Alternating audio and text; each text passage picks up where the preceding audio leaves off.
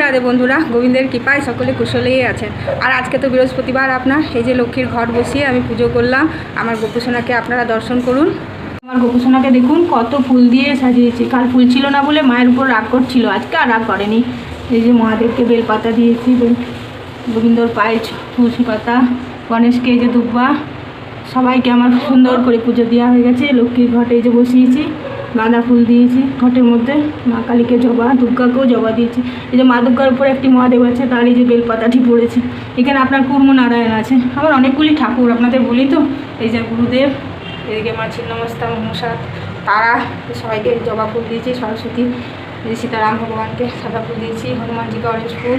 সবাইকে আমার পুজো দেওয়া হয়ে গেছে সুন্দর করে। এই যে মাখন মিছরি দিয়েছি গোপুসোনাকে, প্রদীপ জ্বালিয়ে দিয়েছি। প্রদীপ আমি সব দিনই আপনার জ্বালাই পুজো দেওয়ার সময়। আজকে আমার পুজো দিয়ে এত মনে শান্তি হয়েছে। হ্যাঁ, অনেক ফুল ছিল, ওর বাবা আজ বাড়িতে ছিল তো ফুল আনা করেছিলাম ওর বাবাকে দিয়ে। আর আজকে তো নিরামিষ করছি রান্না সব। তো কী রান্না করছি চলুন দেখাই আপনাদের। এই যে আপনার কলা দিয়ে, আলু দিয়ে, বেগুন দিয়ে একটু মাখা মাখা করে করছি।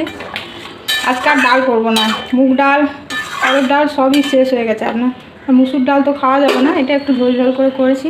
আর এই যে ভাত হচ্ছে, আর এদিকে আপনার শাক ভাজা হয়েছে। আর এটা আপনার পুঁই দিয়ে, আলু, বেগুন, ঢ্যাঁড়স দিয়ে একটা তরকারি হয়েছে এই যে। আর এই জন্য এখন আলু ভাজা হয়নি, এই আলু ভাজা হবে, পোস্ত হবে। তরকারিটা হয়ে গেছে, এখন নামিয়ে দিই।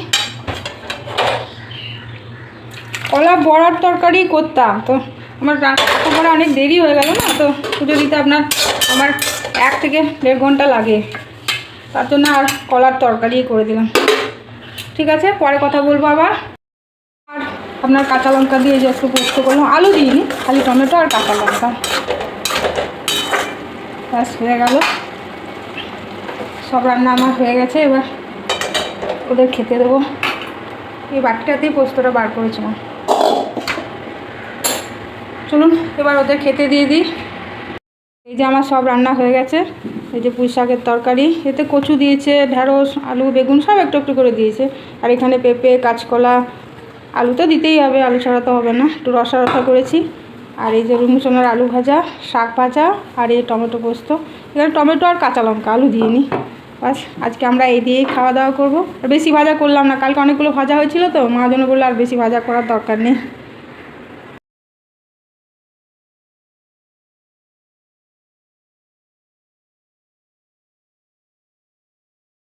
উঠো গো ভারত লক্ষ্মী, উঠো আদি জগত জনপূজা, দুঃখ দৈন সব নাশী, করো দূরিত ভারত লজ্জা, ছাড়ো গো ছাড়ো সুখ সজ্জা, করো সজ্জা, পুন কমল করো গো ধন ধান্যে, জননী গোলহ তুলে বক্ষে, কাঞ্চন ভাসি দেহ তুলে চোখে, কাঁদিছে তব চরণ তলে, 63 কোটি নর নারী গো, জননী গোলহ তুলে বক্ষে, কাঞ্চন